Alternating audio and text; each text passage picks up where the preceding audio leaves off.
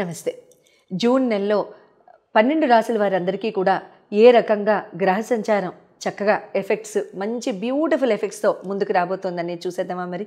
అయితే మే 18న రాహుకేతుల సంచారం గురించి మనం ఇటీవల వీడియోలో చెప్పుకున్నాం. అది కనుక చూడని వాళ్ళు ఎవరైనా ఉంటే కనుక లింక్ ఖచ్చితంగా ఇవ్వబడుతుంది. ఆ లింక్ మీద క్లిక్ చేసి రాహుకేతువుల ప్రభావం చేత గ్రహ సంచారం చేత మనకి ఈ 12 రాశుల వాళ్ళందరికీ కూడా ఏ రకంగా ఉండబోతుందో మీరు తెలుసుకోవచ్చు. ఎందుకంటున్నాను అంటే రాహుకేతువులు జనరల్గా సంవత్సరంన్నరకి ఒక్కసారి మారే గ్రహాలు.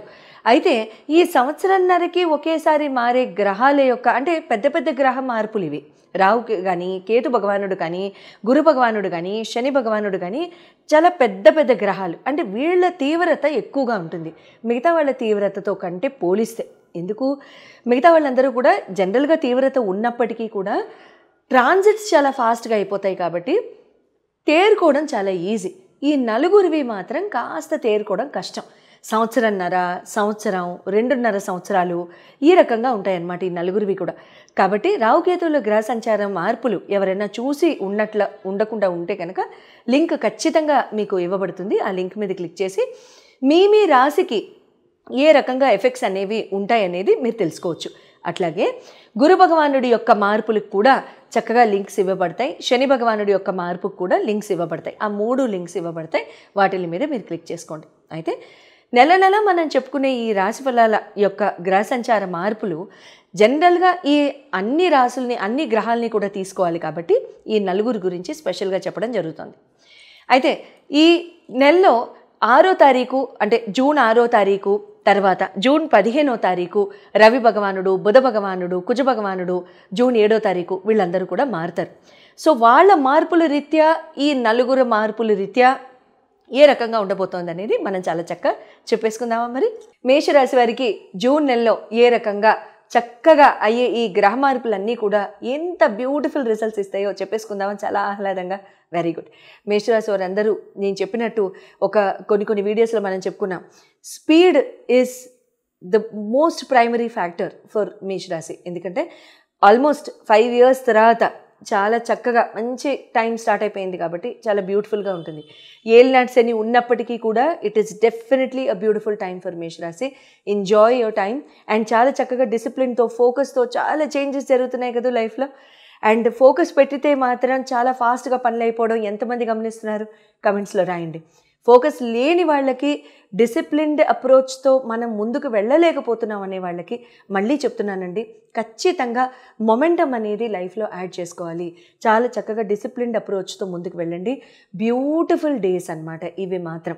అయితే మేషరాశి వారికి మన రాశి యొక్క లార్డ్ వచ్చేసేసి కుజ భగవానుడు. కుజ భగవానుడు మనకి ఈ నెలలో జూన్ నెలలో 7వ తారీఖు సుమారుగా 6-7 తారీఖుల్లో మనకి సింహరాశిలోకి వెళ్ళిపోతున్నారు. అంటే పంచమ స్థానానికి వెళ్ళిపోతున్నారు. రవి ఇంట్లోకి వెళ్తారు. మంచిదే, శుభం. కర్కాటకం కంటే కూడా రవి ఇంట్లో ఇంకా మంచిది.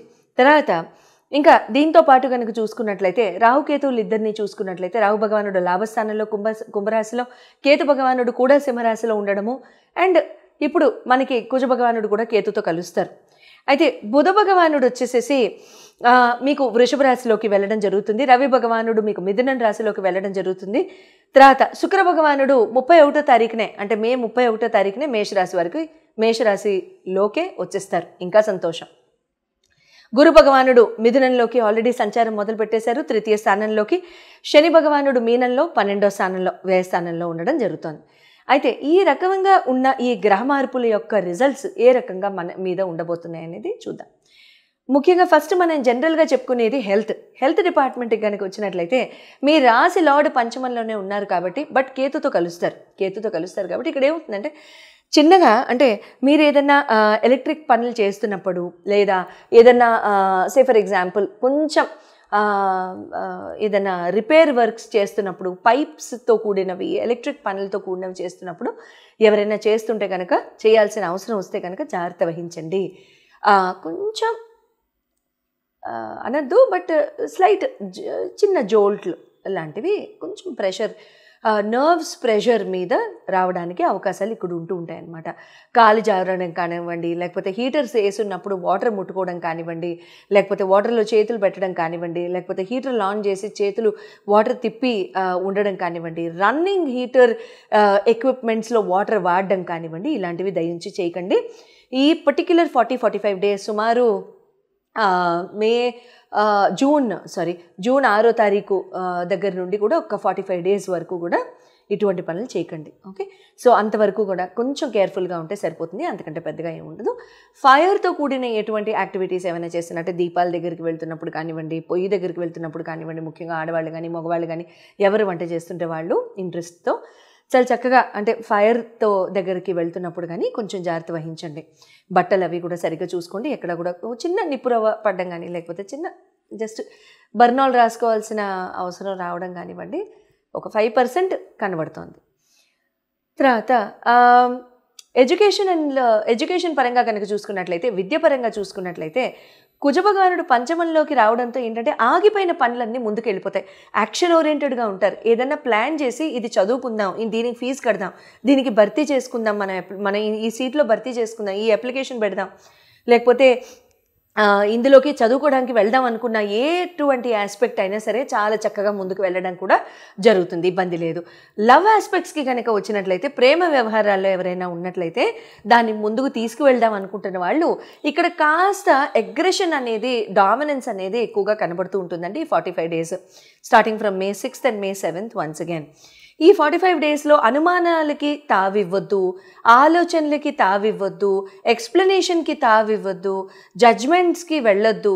మీరే కరెక్ట్ అన్నట్టుగా, పైచేయి నాదే అన్నట్టుగా ఒక ఆ భావన కొంచెం వ్యక్తం చేయడం లాంటివి కొంచెం వద్దండి. అటువంటివి చేయకుండా ఉంటే మంచిది. ఈక్వల్, నాన్ ఈక్వల్ ఇవన్నీ పక్కన పెట్టేద్దాం. ఎందుకంటే I think both the genders are very good these days. I mean అందరూ చాలా చక్కగా పద్ధతిగా చాలా రెస్పాన్సిబుల్గా బిహేవ్ చేస్తున్నారు కాబట్టి హక్కులకి, రైట్స్కి, అటువంటి వాటికి వెళ్లకుండా చాలా చక్కగా అంటే ఏదైనా చిన్న మనస్పర్ధలు వచ్చినప్పటికీ కూడా ప్రశాంతంగా తీసుకువెళ్ళండి అంతే తప్ప తెగదింపులు చేసుకోవడానికి దాకా వెళ్ళొద్దు. మ్యారేజ్ హౌస్ని కనుక చూసినట్లయితే మీకు సప్తమాధిపతి అయిన మీకు శుక్ర భగవానుడే మీకు రాశిలోకి వచ్చేస్తున్నారు. Very good, excellent. అంటే ఇక్కడ ఏమవుతుందంటే చాలా ఆహ్లాదకరమైన వాతావరణం అనమాట మేషరాశి వాళ్ళకి. ముఖ్యంగా వైవాహిక జీవితంలో ఉన్న వాళ్ళందరికీ కూడాను చాలా చక్కగా మంచి రిలేషన్స్తో ముందుకు వెళ్ళడం లాంటివి జరుగుతాయి. ఏదైనా మనస్పర్ధలు ఉన్నా కూడా అవన్నీ క్లియర్ అయిపోవడం లాంటివి జరుగుతూ ఉంటాయి. ట్రిప్స్కి వెళ్ళడం, లాంగ్ జర్నీస్కి వెళ్ళడం, చాలా చక్కగా మనసు విప్పి మాట్లాడుకోవడం లాంటివి జరుగుతూ ఉంటాయి. ఎవరికైనా కూడా కొంచెం ఏమన్నా బాధాకరమైన సంఘటనలు ఏమన్నా ప్రీవియస్గా జరిగి ఉంటే మాత్రం వాళ్ళందరూ కూడా సెట్ చేసుకోవడానికి ఇదంతా చాలా మంచి టైం. కెరీర్ అండ్ బిజినెస్ పరంగా చూసుకున్నట్లయితే మీకు 9th లార్డ్ గురు భగవానుడు, దశమాధిపతి వచ్చేసి మీకు శని భగవానుడు. గురు భగవానుడు మీకు తృతీయంలో ఉండడము, దశమాధిపతి మీకు వచ్చి వ్యయంలో ఉండడము అండ్ ఏలినాటి శని జరగడం మంచి ఆస్పెక్టే. But at the same time ఆయన చూపు కూడా మీకు నామం మీద పడుతోంది, ఇబ్బంది లేదు, ప్రాబ్లం అంటూ ఏం లేదు. మీరు కొంచెం డీఫోకస్ అవుతున్నా, కొంచెం డిసిప్లిన్ తప్పుతున్నా కూడా శని భగవానుడు కాస్త చెవులు మెలేయడంలే, కుడి చెవు నెప్పెట్టట్లే, రండి రండి రండి రండి అని లాక్కుని కూర్చోబెట్టట్లే. శని భగవానుడి యొక్క తీపి గుర్తది. అంటే ఇది నేను చేయాల్సిందే విషయము నేను చేయటం లేదు అనడమే శని భగవానుడు చేసే. శని ఏం చేయరండి, ఆయన ఏం చేయరు.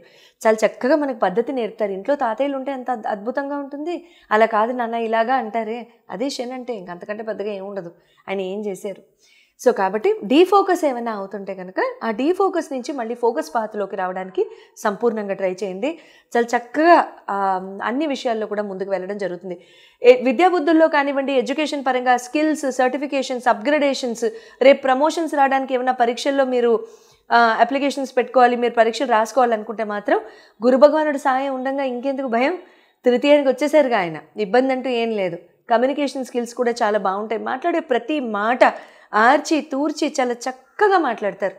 భయం అంటూ ఏం లే. అవతల వాళ్ళ మనసులు కష్టపెట్టకుండా చక్కగా మాట్లాడే టైం ఇది. ఈ 1 year కనుక ఈ నైపుణ్యాన్ని కనుక మీరు కనుక సాధించినట్లయితే జీవితానికి తిరుగుండదు. ఎందుకంటే పెద్దవాళ్ళు ఇద్దరు తోడు ఉంది, శని భగవానుడు తోడు ఉంది, గురు భగవానుడు తోడు ఉంది, ఇంకేం కావాలి, అంతేనా? All the very best and శుభం భూయాత్. మీకు కనుక మీ ఇండివిజువల్ జాతకానికి మీ హోరోస్కోప్స్ కనుక విశ్లేషంగా కనుక చెప్పించుకోవాలి దలుచుకుంటే స్క్రీన్ మీద డిస్ప్లే చేయబడ్డ నెంబర్స్కి మీరు కాల్ చేసి అపాయింట్మెంట్ తీసుకోవచ్చు. ఎందుకంటే ఇవన్నీ యూనివర్సల్గా అంటే జెనరిక్గా చెప్పుకుంటూ వెళ్ళిపోయే రాశిఫలాలు. అంటే అందరికీ ఒకటే రిజల్ట్స్ రావు కదండి. చెడు ఎవ్వరికీ జరగదు, మంచి అందరికీ జరుగుతుంది. కాకపోతే మనకి ఇంకేమన్నా మంచి జరుగుతుంది అనుకుంటే అది మన గ్రహచార రీత్యా ఏ పర్టిక్యులర్ టైంలో గ్రహాలు మనకు అనుకూలిస్తున్నాయి, ఆ టైంలో కనుక మనం డాట్ బోర్డు మీద కనుక డాట్ విసిరేస్తే ఇంకేముంది, రోజులన్నీ మనమే. శుభం భూయాత్.